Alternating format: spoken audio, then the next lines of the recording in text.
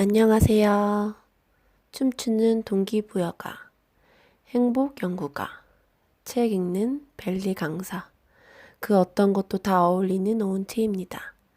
오늘은 저번 시간에 이어 팔지 마라, 사게 하라의 결정의 순간까지 리드하라 파트 1 내용을 가지고 읽어보도록 하겠습니다.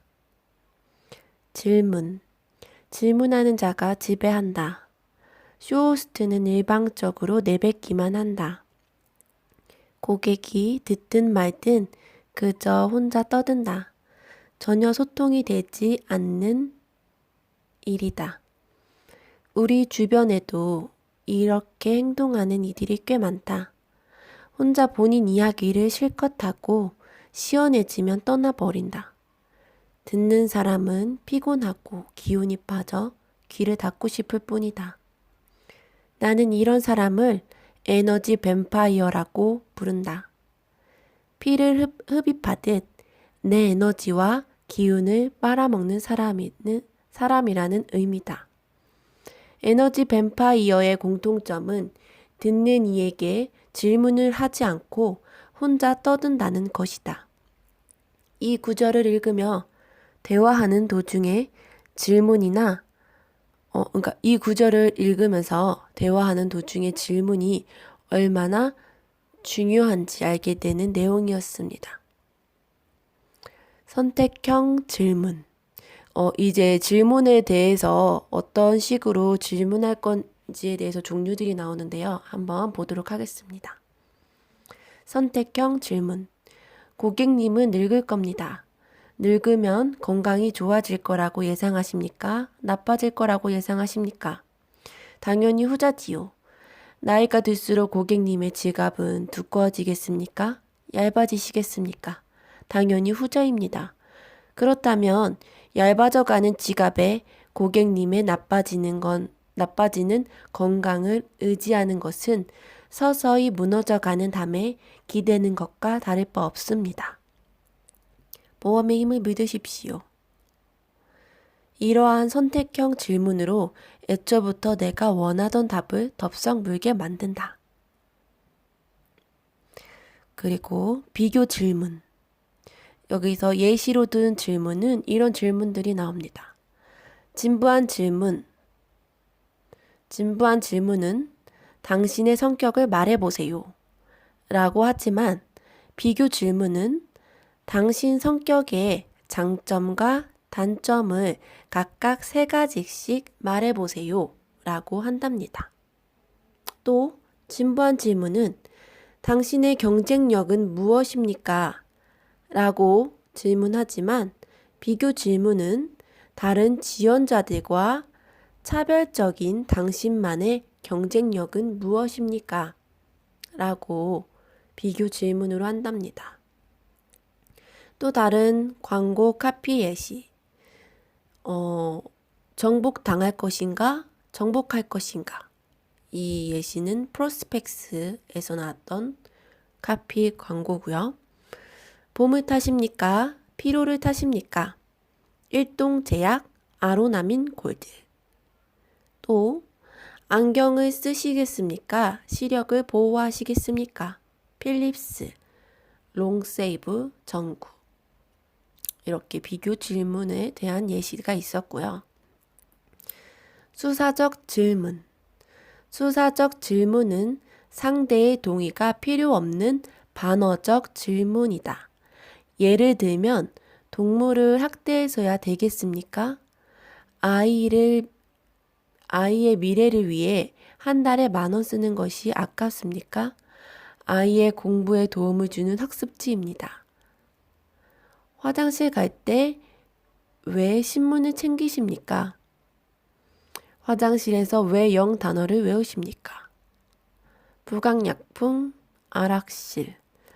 이런 식으로 수사적 질문을 하는 예시들이 있고요. 견해 질문. 마이크로소프트에 오늘 어디 가고 싶어요? 나 특이한 자동차 디자인을 보여주며 당신 생각은 어떠세요? 라고 묻는 볼보의 광고 카피가 대표적이다. 이 광고 카피를 보는 소비자들은 머릿속으로 그 질문에 대답한다. 혼자서 상상의 나래를 펼치는 것이다. 그래서 생각하게끔 만드는 질문을 견해 질문이라고 이렇게 나오네요. 그리고 정보성 질문. 정보성 질문은 관련 정보를 알려주고 이어 그 정보를 토대로 질문하는 방식이다. 한 달에 신용카드를 몇 번 긁나요? 한 달 평균 22번이나 긁는다고 합니다. 한 달에 한 번 카드 긁는 거 안 할 수 있습니다. 그렇게 아낀 돈으로 운전자 보험에 가입하세요. 카드 한 번 안 긁으면 마음 놓고 운전할 수 있습니다. 좋은 예시죠. 정보성 질문에 대한. 이렇게 해서 질문에 대한 이야기는 끝이 나고요. 아니군요. 퀴즈로 나는 질문도 있다고 합니다. 퀴즈는 동서고금, 남녀노소를 막론하고 누구나 좋아한다. 퀴즈를 들으면 본능적으로 풀려고 애를 쓰고 애쓰는 만큼 질문에 몰입하게 만드는 효과가 있다. 퀴즈 형식의 질문은 보통 발표를 시작할 때 많이 사용한다. 주의를 끌고 관심을 집중하도록 하기 위해서이다. 문제. 3.3인치의 소리 없는 탄원. 8초에 한 명씩 이것으로 사망. 해마다 400만 명이 이것으로 사망. 폐암 환자의 98%는 이것을 사용. 한국에서 조선시대 때 처음 들어온 것으로 추정하는데 이것의 맛을 들인 사람들이 저마다 나룻배 터에 나가 외국에서 들어오는 배마다 이것이 있느냐고 물었다. 뱃사공들은 고개를 저으며 다음 배에 들어온다고 말했다. 다음 배. 그게 뭘까? 정답은 바로 담배다. 웃기죠? 확인 질문. 확인 질문은 부차적 질문이라고도 하는데 자문자답형 질문도 여기에 속한다. 지금 배가 고프지 않으세요? 버거킹. 주무님 뼈 안녕하세요? 빙그레 생유. 또 이제 마지막이네요. 원래 이것보다 더 많은 질문 내용이 있었는데 거기서 더 중요하다고, 그러니까 제가 조금 확 와닿았던 질문들만 읽어드리고 있는 겁니다. 명제성 질문. 먼저 동의할 수밖에 없는, 즉 반론할 수 없는 하나의 명제를 제시한다. 이어 그 명제의 맥락 안에서 계속 내게 동의할 수밖에 없는 질문을 하는 방식이다. 명제. 배부른 사람에게 밥을 주는 건 제대로 주는 게 아니다. 배고픈 사람에게 밥을 줘야 부족함을 채워줄 수 있다. 명제성 질문. 왜 지금 내 이야기를 듣고 있는가? 당신이 부족함을 느끼기 때문이다.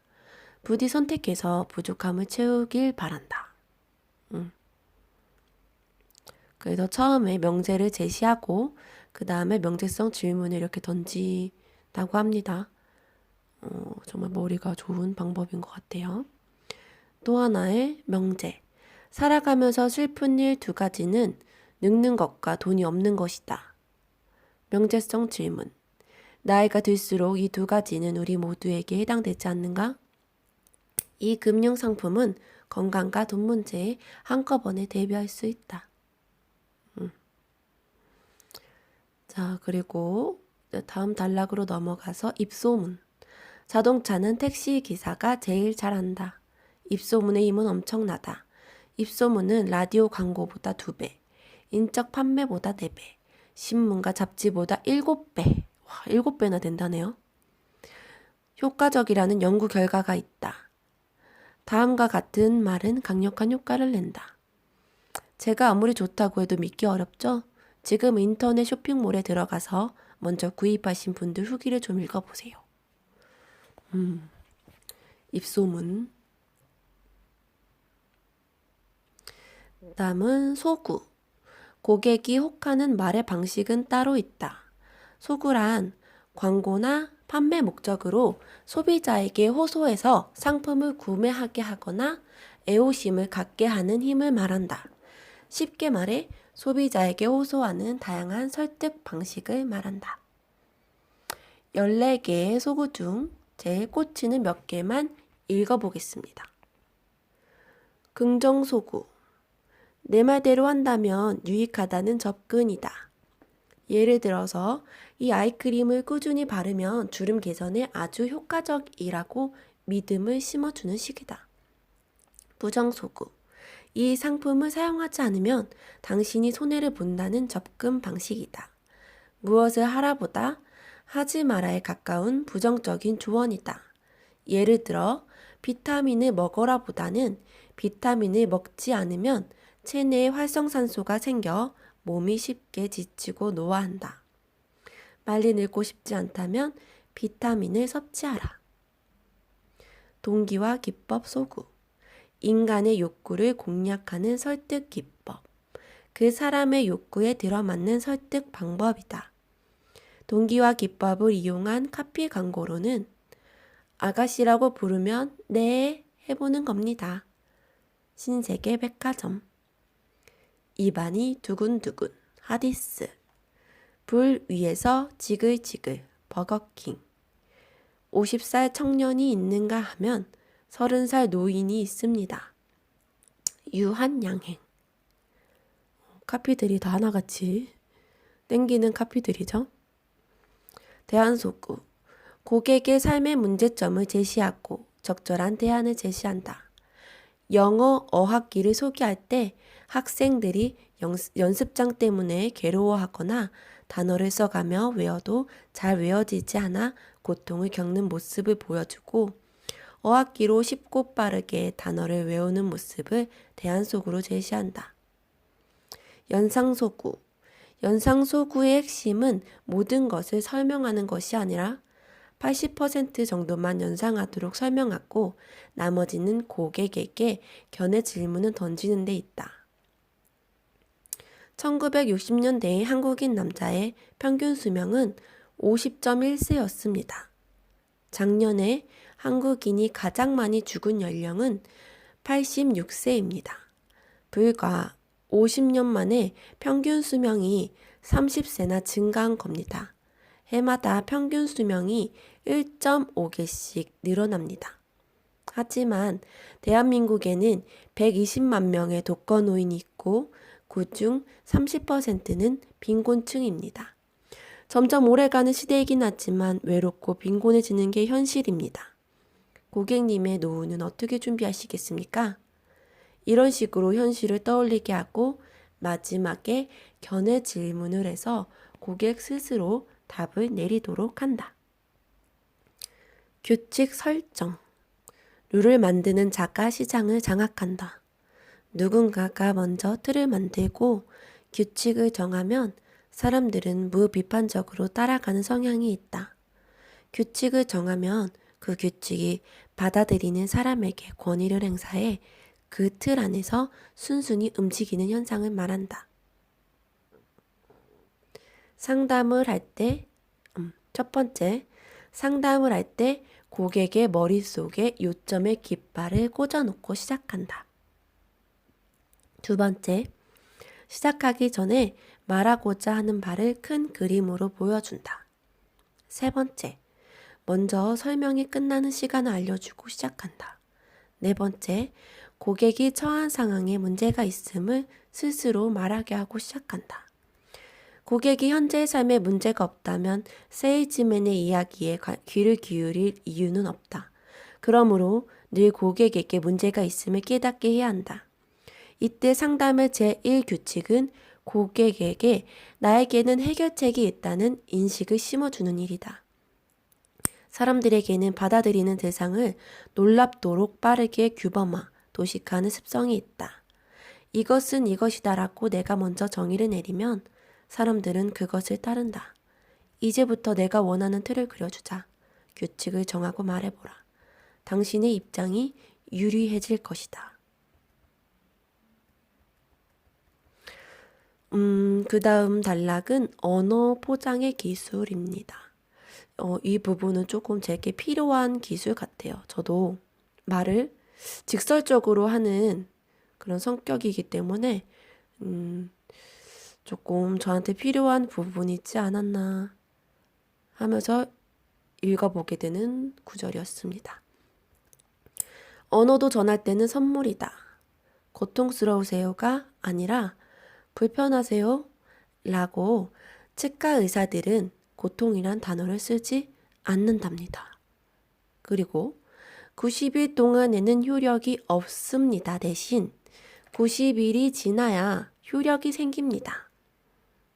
이렇게 없다, 부정적으로 얘기하는 것보다 긍정적으로 얘기하는 쪽에 포커스를 맞추는 것 같아요. 그래서 우울, 짜증, 무관심, 쓰레기, 속쓰림, 피 비린내, 찝찝하다, 지친다, 쪽팔린다, 칼날 같은 이처럼 부정적인 단어와 표현을 사용하지 않는 것은 물론 이런 말을 가급적 긍정적인 단어나 순화로 바꿉니다. 악플을 달지 마세요 보다는 선플을 달아주세요. 인상을 찌푸리지 마세요 보다는 환하게 웃어보세요. 지나치게 솔직하거나 약점을 전면에 내세우는 것은 언어 포장 기술에 위배된다.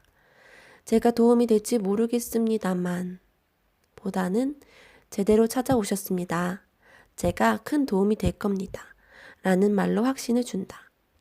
자신을 제대로 포장할 줄 아는 사람은 다른 사람에게 확신을 준다. 키가 작네요보다 큰 편이 아니군요. 뚱뚱하네요보다 마른 편은 아니시군요. 생각보다 평수가 작네요보다는 신혼집답게 아담하고 아기자기해서 참 좋습니다. 라고 예쁘게 말을 포장해서 이렇게 한답니다. 저도 참 이렇게 말을 포장해서 해야 되는데 습관이 안 돼 있어서 쉽지가 않네요. 자, 그리고 모델링. 당신이 사용하지 못하면 고객도 사용하지 못한다. 모델링을 활용하는 데는 3가지 목적이 있다. 첫째, 상품을 관찰하는 소비자의 행동 목록에 없던 새로운 패턴을 만들기 위해서다.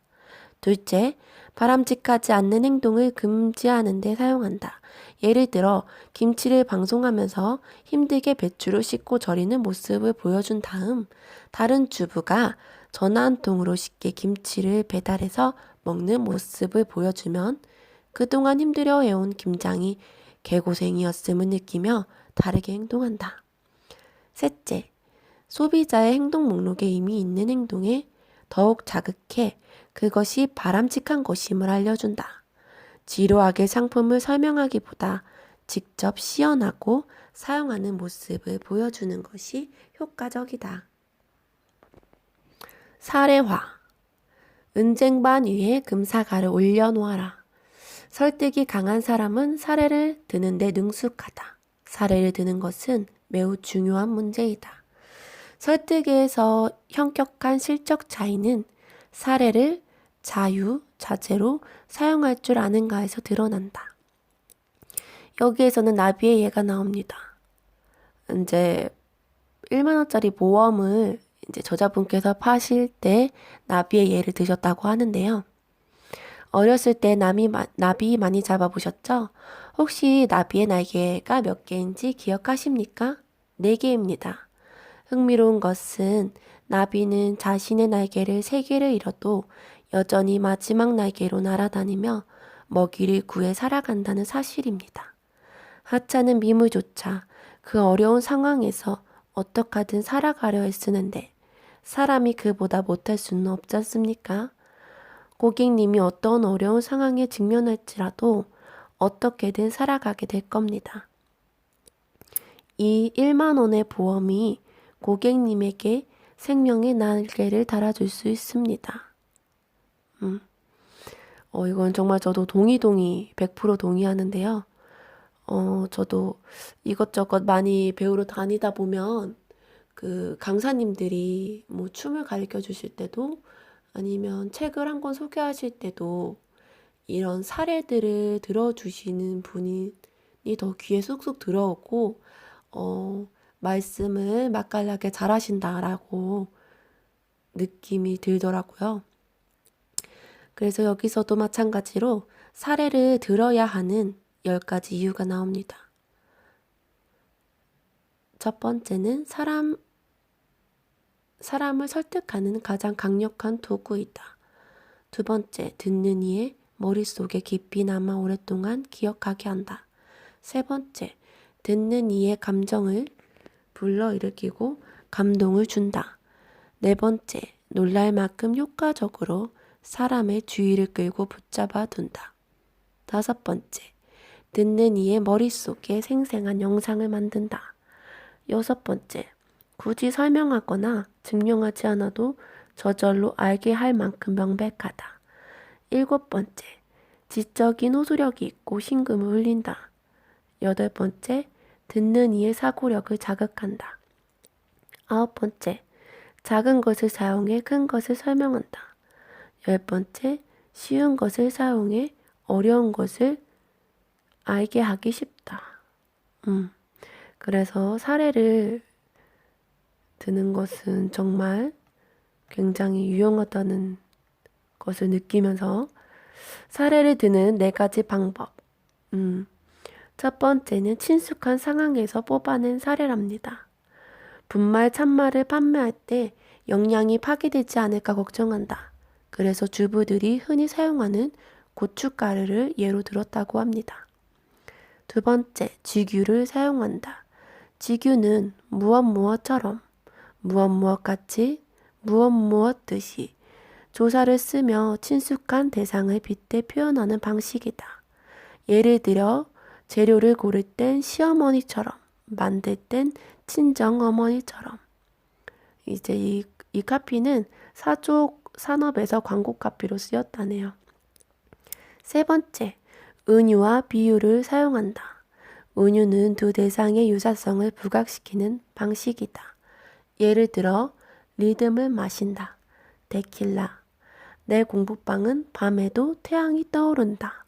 삼성전자 스탠드. 이렇게 은유와 비유를 사용하는 예시가 있었고요. 네 번째, 시각 자료를 사용한다. 천마디 말보다 한 장의 그림이 더 위대하다. 복근 단련 헬스 기구를 소개하면서 3주만 쓰면 복근이 달라집니다. 라고 하기보다 3주 전에 늘어진 뱃살 사진과 3주 후에 분명해진 식스팩 사진을 보여주는 것이 확실하다. 좋은 예는 듣는 사람의 마음을 사로잡기 때문에 효과적이다. 또한 예는 귀로 들은 것을 눈으로 그려보는 것은 물론 머릿속으로 자유롭게 영상을 떠올리게 한다. 잘 선택한 예는 은쟁반 위에 얹어놓은 금사과와도 같다. 다음은 가격 제시 기술. 가격은 마술이다. 단내리기 효과. 이는 배가 닻을 내리는 곳에서 멈추듯 사람들이 처음 제시한 숫자의 언저리에서 합의하거나 결론은 내리는 경향이 있음을 의미한다.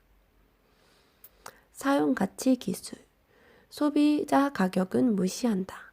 사용가치 기술은 제품 뒷면에 적힌 소비자 가격을 무시하고 그 물건을 사용해서 얻은 유익을 가격으로 매겼을 때 그 사용 가격이 실제 물건값이라는 이론이다. 예를 들어 이승철 펜이 있다면 CD가 1만 원이어도 그 CD의 가치는 100만 원이 될 수 있는 것처럼 말이다. 이 가치를 키워야 한다. 상품의 사용 가치를 찾아내 물리적으로 매겨놓은 값보다 더 많은 것을 얻을 수 있다고 강조하면 설득력이 높아진다. 다음은 스토리텔링으로 사용 가치를 높인 대표적인 사례다. 고객님의 몸값은 얼마입니까? 한 의과대학에서 사람의 순수 몸값을 계산해 봤다. 지성을 배제하고 사람의 몸을 순수 원소로만 계산해서 값을 매긴 거다. 구리, 망간, 인, 칼슘 등 다른 자원으로 쓸 수 있게 하는데 얼마인지 원소 단위로 뽑아내 조사했더니 하나로 293원, 즉 300원이 되지 않았다. 원소 단위로만 뽑아냈을 때 300원도 되지 않았다고 합니다. 그럼 고객님의 몸값은 300원입니까? 말도 안 되는 얘기입니다. 이처럼 자신의 가치를 돈의 가치로 바꾸는 것은 어리석은 발상입니다. 그 어떤 돈과도 바꿀 수 없는 것이 내 몸입니다. 박물관의 보석도 가치가 있을수록 관리 비용이 많이 듭니다. 그런데 한 달 5만 원이면 무엇과도 바꿀 수 없는 고객님의 건강을 이 러닝머신으로 관리할 수 있습니다. 가치를 더 크게 생각하게끔